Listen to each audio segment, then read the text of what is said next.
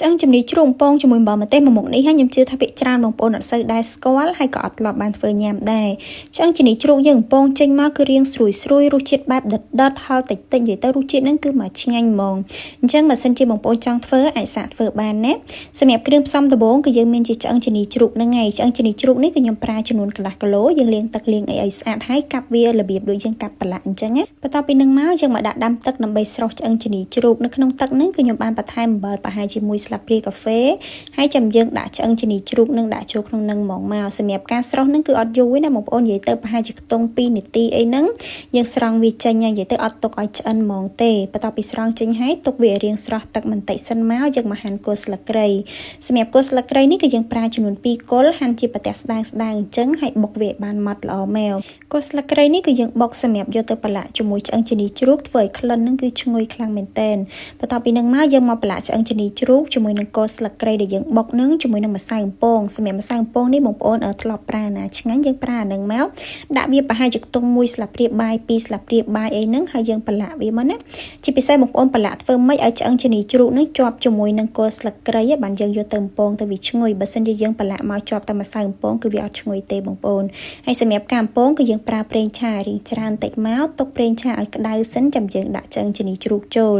ការអំពងហ្នឹងគឺអំពងតតឡើងក្រហមអញ្ចឹងហ្មងបងប្អូនហើយការអំពងនេះអត់យូរប៉ុន្មានទេប្រហែលជាខ្ទង់20នាទីអីណាបងប្អូនវាឡើងក្រហមប៉ុណ្្នឹងឯងបន្ទាប់ពីហ្នឹងមកគឺយើងស្រង់ឆ្អឹងជំនីជ្រូកនឹងទុកមកដុំសិនយើងមកធ្វើគ្រឿងផ្សេងទៀតដែលមានដូចជាខ្ទឹមសខ្ទឹមក្រហមម្ទេសម្លេឬក៏ម្ទេសធម្មតាក៏បានដែរ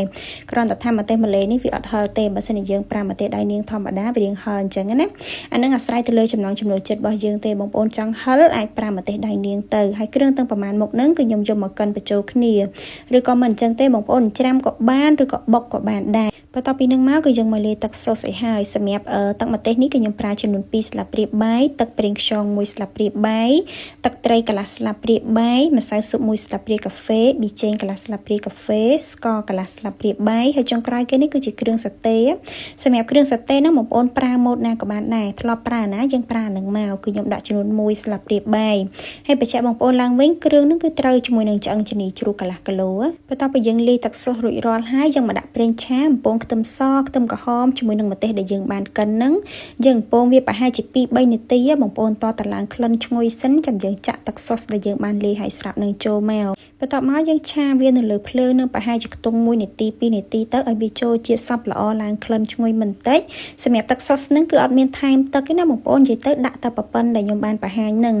កូរវាឲ្យចូលជាតិឲ្យបងប្អូនចាក់ឆ្អឹងជំនីជ្រូកដែលយើងបានអំពងឲ្យស្រាប់ហ្នឹងណាចាក់ចូលឲ្យកូរត្រឡប់ចុះត្រឡប់ឡើងប្រហែលជាខ្ទង់2នាទី